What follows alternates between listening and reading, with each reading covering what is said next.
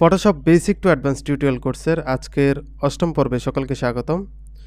তো আমাদের গত কয়েকটা পর্ব আমরা টুল নিয়ে আলোচনা করেছিলাম। তো তারই ধারাবাহিকতা আজকেও আমরা টুল নিয়ে আলোচনা করব। যেহেতু আমাদের এখনও বেশ কয়েকটা টুল নিয়ে আলোচনা করার বাকি আছে। তো আমরা মোটামুটি এখানে প্রায় ২ ধাপের টুল নিয়ে আমরা আলোচনা করে ফেলছি। এখন আজকে আমরা মোটামুটি বাকি যেই ৬টি টুল দেওয়া আছে, এই ৬টা টুল নিয়ে আলোচনা করার চেষ্টা করব। আজকের ভিডিওটা যদিও একটু বড় হবে, যেহেতু আমরা এখানে ৬টা টুল নিয়ে আজকে আলোচনা করব। এর ভিতরে অনেকগুলো টুল দেওয়া আছে। ওকে, আজকে প্রথমে যে টুলটি নিয়ে আলোচনা করব এটি হচ্ছে পেন টুল। তো এই পেন টুলটি হচ্ছে আমাদের ফটোশপ, ইলাস্ট্রেটর সহ অন্যান্য যেই সফটওয়্যারগুলো আছে এগুলোর জন্য সবচেয়ে গুরুত্বপূর্ণ এই পেন টুলটি। তো এই পেন টুলটির মাধ্যমে আমরা দুটি কাজ করতে পারি। একটি হচ্ছে পাথ সিলেকশন, আরেকটি হচ্ছে শেপ সিলেকশন। তো এখানে পেন টুলের মাধ্যমে যেই দুটি কাজ করা যায় সেটার জন্য আমাদের এখানে যখন আমরা পেন টুলে ক্লিক করব তখন এখান থেকে আমাদের সেই মোডটা সিলেক্ট করে নিতে হবে। কারণ হচ্ছে আমরা যদি কোনো কিছু সিলেকশন করতে চাই সেক্ষেত্রে আমাদের পাথ এটা ক্লিক করতে হবে। আর আমরা যদি কোনো শেপ তৈরি করতে চাই সেক্ষেত্রে আমাদের এটা সিলেক্ট করে দিতে হবে। এবং আমরা যদি এখানে কোনো শেপ তৈরি করতে চাই তাহলে আমাদের এই বিষয়গুলো লক্ষ্য রাখতে হবে। বিশেষ করে আমাদের এখানে যে ফিল কালারটা দেওয়া আছে, এখানে যে স্ট্রোক কালারটা দেওয়া আছে, এখানে স্ট্রোকের যে সাইজটা দেওয়া আছে, তারপরে এখানে স্ট্রোক যে পয়েন্টটা, এখানে স্ট্রোক যে অপশনটা দেওয়া আছে, এগুলো খেয়াল করতে হবে।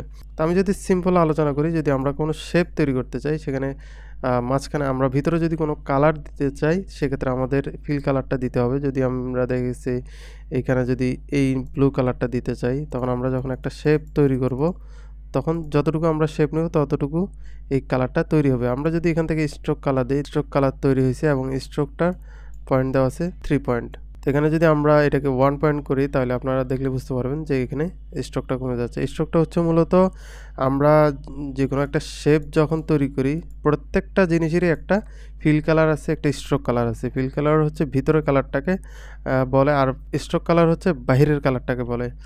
আমরা যদি কোনো কিছু সিলেকশন করতে চাই সেক্ষেত্রে আমরা এখানে পাথটা সিলেক্ট করে নেব। তো এখানে দেখা গেছে আমরা যখন পেন টুলটি দিয়ে কোনো কিছু সিলেকশন করতে যাবো, মানে আমরা সিলেকশনটা করি হচ্ছে দেখা গেছে আমরা যখন কোনো কিছুর ব্যাকগ্রাউন্ড রিমুভ করতে যাই বা কোনো একটা অবজেক্ট রিমুভ করতে যাই সেটা সিলেকশন করার জন্য আমরা পেন টুলটা ব্যবহার করে থাকি।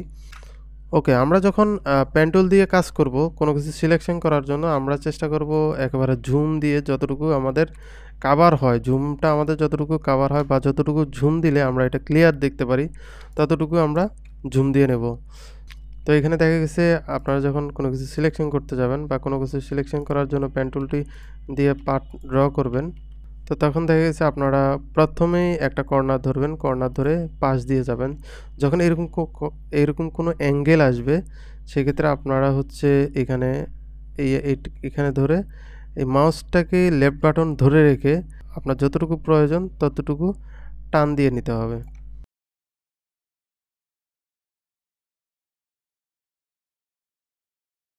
তো এখানে সম্পূর্ণটা এসে এখানে মিলাইতে হবে। মিলানোর পরে এখানে জাস্ট কন্ট্রোল এন্টার দিতে হবে। কন্ট্রোল এন্টার দেওয়ার পরে এই জিনিসটা সিলেক্ট হয়ে যাবে। এখন দেখা গেছে যদি আমরা সুন্দর করে এটাকে কেটে নিতাম তাহলে আমরা যখন এটাকে কাটতাম কেটে নিয়ে আমরা অন্য জায়গায় বসাতে পারতাম। তা আবার দেখা গেছে আমরা যদি এটাকে রাখতে চাই, ব্যাকগ্রাউন্ডটাকে ডিলিট করতে চাই, সেক্ষেত্রে আমাদের দেখা গেছে এখানে রাইট বাটন ক্লিক করে এখানে সিলেক্ট ইনভার্স এটিতে ক্লিক করতে হবে। সিলেক্ট ইনভার্সে ক্লিক করলে আমরা দেখা গেছে তখন যখন আমরা কন্ট্রোল এক্স দিয়ে এটাকে কাট করতেছি তখন এটা ভিতরেরটা কাট হচ্ছে। যখন আমরা বাইরেরটা কাট করতে যাব বা বাইরেরটা আমরা ডিলিট করতে যাব তখন আমরা দেখা গেছে সিলেকশন ইনভার্সে দিলে আমরা বাইরেরটা কাটতে পারবো। তো তার জন্য এখানে অবশ্যই আপনি যদি ব্যাকগ্রাউন্ডটাকে একেবারে রিমুভ করে দিতে চান, ব্যাকগ্রাউন্ডের যে লেয়ারটা আছে সেখানে এসে আপনাকে এই লকটাকে আনলক করে দিতে হবে। তো এটাকে আনলক করার জন্য এখানে ডাবল ক্লিক করে একটা নিউ লেয়ার ক্রিয়েট করতে হবে। তো নিউ লেয়ারে ক্লিক করলে এটা ব্যাকগ্রাউন্ড থেকে লেয়ারে কনভার্ট হয়ে যাবে। এখন দেখা যাচ্ছে আমরা যদি কন্ট্রোল এক্স দেই তাহলে দেখতে পারবেন এই যে অংশটা যতটুকু আমরা সিলেক্ট করছিলাম ততটুকু অটোমেটিকলি ব্যাকগ্রাউন্ড রিমুভ হয়ে গেছে। তো যদিও এই ব্যাকগ্রাউন্ড রিমুভ করার জন্য অনেকগুলো টুল দেওয়া আছে, এই যে এখানে আমরা ম্যাজিক টুলটি ব্যবহার করে থাকি, তাছাড়াও আরও অনেক টুল ব্যবহার করে থাকি। এগুলো হচ্ছে মূলত ক্ষেত্র বিশেষে আপনাদের লাগবে, কখন কোনটা লাগবে আপনারা হচ্ছে কাজ করতে করতে বুঝে যাবেন। কারণ হচ্ছে এই সিলেকশন টুল অনেক আছে, এই সিলেকশন টুলের মাধ্যমে অনেক কিছু করা যায় বা এই পেন টুলের মাধ্যমে অনেক কিছু করা যায়। তারপর হচ্ছে এখানে দেখা গেছে এই ফটোশপে সিলেকশন টুল অনেকগুলো দেওয়াই আছে। তো এইভাবে মূলত হচ্ছে আমরা পেন টুলটার কাজ করে থাকি। তো এখানে পরবর্তীতে যে টুলটি দেওয়া আছে এটি হচ্ছে ফ্রি ফর্ম টুল। তো এটি হচ্ছে মূলত এটিও পেন টুলই, কিন্তু এটি হচ্ছে দেখা গেছে আমরা যখন পেন টুলটি নিয়ে কাজ করি তখন আমরা এক জায়গায় ক্লিক করে আমরা হচ্ছে সিলেকশনের জন্য এটা তৈরি করি। আর এটা হচ্ছে ফ্রি ফর্ম, হচ্ছে একেবারে আমরা মাউসটাকে ধরে আমাদের যতটুকু প্রয়োজন এর ঠিক সেম ল্যাসো টুলের মতোই, একেবারে সেম ল্যাসো টুল এটা। এখানে দেখা গেছে আমরা ক্লিক করে আমাদের যতটুকু প্রয়োজন চেপে ধরে রেখে আমরা ততটুকু নিয়ে আমরা হচ্ছে এখানে ছেড়ে দিলেই দেন এন্টার দিলে এটা সিলেকশন হয়ে যায়। তো তার পরবর্তীতে যে টুলটি দেওয়া আছে এটি হচ্ছে অ্যাড অ্যাঙ্কার পয়েন্ট টুল। তো অ্যাড অ্যাঙ্কার পয়েন্ট টুলটি হচ্ছে দেখা গেছে আমরা যখন দেখা গেছে আমরা পেন টুল দিয়ে কোনো পাথ তৈরি করি, দেখা গেছে এই যে পাথ তৈরি করছি। তো এই যখন আমরা পাথ তৈরি করছি এটা কিন্তু এখনও সিলেকশন হয় না, যতক্ষণ না আমরা কন্ট্রোল এন্টার দিব ততক্ষণ এটা সিলেকশন হবে না। তো এই দেখা গেছে আমরা যখন এই পাথটা তৈরি করছি তখন এখানে যদি আমরা কোনো লাইনটাকে মডিফাই করতে চাই তখন আমরা এখানে অ্যাড অ্যাঙ্কার পয়েন্ট টুল এটি দিয়ে ওইখানে এসে আমরা দেখা গেছে একটা অ্যাঙ্কার পয়েন্ট তৈরি করি। তো দেখা গেছে আমরা যদি এটাকে রাউন্ড শেপ করতে চাই তখন আমরা মাঝখানে একটা অ্যাঙ্কার পয়েন্ট তৈরি করে দেখা গেছে এটাকে আমরা রাউন্ড শেপ করতে পারি। তা ঠিক সেমভাবে আমরা যদি এটাকে ভিতরে ঢুকাতে চাই ভিতরে চলে আসবে, এখানে একটা তৈরি করতে পারি, এখানে একটা তৈরি করতে পারি, তাহলে দেখা গেছে এখানে এই যেটা বাঁকা হবে। তো তার পরবর্তীতে যে টুলটি দেওয়া আছে এটি হচ্ছে ডিলেট অ্যাঙ্কার পয়েন্ট টুল। তো ডিলেট অ্যাঙ্কার পয়েন্ট টুলটি হচ্ছে ওটা হচ্ছে আমরা জাস্ট অ্যাড করি আর এটা দিয়ে ডিলিট করা যায়। এটা দিয়ে দেখা গেছে আমাদের যে অ্যাঙ্কার পয়েন্টগুলো আছে, তো এখানে যে অ্যাঙ্কার পয়েন্টগুলো আছে এগুলোকে আমরা চাইলে রিমুভ করতে পারি। যদি যেটা আমি তৈরি করছি সেটাকে রিমুভ করতে পারি, বা আমরা চাইলে যেগুলো আমরা পাথ করে নিছি সেগুলো আমরা চাইলে রিমুভ করতে পারি। তো তার পরবর্তীতে যেটি আছে এটি হচ্ছে কনভার্ট পয়েন্ট। তো এটিও সেম, আমরা দেখা গেছে কোনো একটা শেপকে মডিফাই করার জন্য আমরা এই কনভার্ট টুলটি ব্যবহার করে থাকি। তো আমরা দেখা গেছে কোনো এই যে কোনো একটা অ্যাঙ্কার পয়েন্ট ধরে আমরা দেখা গেছে সেটাকে মডিফাই করতে পারি। ওকে, এই ছিল পেন টুল। যেহেতু পেন টুলটি অনেক বড় একটা বিষয় তাই একটু এটাতে বেশি সময় দিয়ে দিছি, অন্যগুলোতে আমরা একবারে শর্ট টাইমেই শেষ করে দিব। তো এখানে পরবর্তীতে যে টুলটি দেওয়া আছে এটি হচ্ছে টাইপ টুল। প্রথমেই হরিজন্টাল টাইপ টুল দেওয়া আছে। তো এখানে দেখা গেছে আমরা যখন হরিজন্টাল টাইপ টুলে ক্লিক করি তখন দেখা গেছে এখানে সেই টাইপ টুলের যে অপশনগুলো আছে এগুলো এখানে শো করতেছে। আমরা এখান থেকে ফন্ট নেম চেঞ্জ করে, তারপর এখানে স্টাইলটা চেঞ্জ করে, এখানে সাইজ চেঞ্জ করে অ্যালাইনমেন্টটা দিতে পারি, এখানে কালার দিতে পারি, চাইলে এখানে আমরা হচ্ছে র্যাপ টেক্সটটা দিতে পারি। তা আমি যদি একটু টাইপ করে দেখাই, এখানে দেখেছি আমি একটা লিখলাম। তো এর পরবর্তীতে দেখা গেছে আমরা যখন এন্টার দিব তখন এটি একটি লেয়ারে ক্রিয়েট হয়ে যাবে। তখন লেয়ার ক্রিয়েট হলে আমরা এটিকে যে কোনো জায়গায় বসাতে পারবো। তো এটি হচ্ছে হরিজন্টাল টাইপ টুল। এবং এরপরে যে ভার্টিক্যাল টুলটি দেওয়া আছে এটি হচ্ছে মূলত উপরে নিচে লেখা হবে। আমি যদি একটু লিখে আপনাদের দেখাই তাহলে আপনারা দেখলে বুঝতে পারবেন। ওকে, তার পরবর্তীতে যে টুলটি দেওয়া আছে এটি হচ্ছে হরিজন্টাল মাস্ক টুল। তো এটি হচ্ছে মূলত হচ্ছে এটা দিয়ে কোনো কিছু লেখা হবে না, এটি হচ্ছে জাস্ট একটা সিলেকশন আকারে তৈরি হবে। যেমন দেখা যাচ্ছে আমি যদি এখানে কাজে লিখি তো লেখার পরবর্তীতে এটি কিন্তু এটা হচ্ছে মূলত লেখার আকারে সিলেকশন তৈরি হয়েছে। তো ঠিক এটিও সিলেকশনের জন্য এটাও সেমভাবে এটি দেখা যাচ্ছে হরিজন্টাল স্টাইলে লেখার আকারে সিলেকশন হবে এবং এটি হচ্ছে ভার্টিক্যাল স্টাইলে লেখার আকারে সিলেক্ট হবে।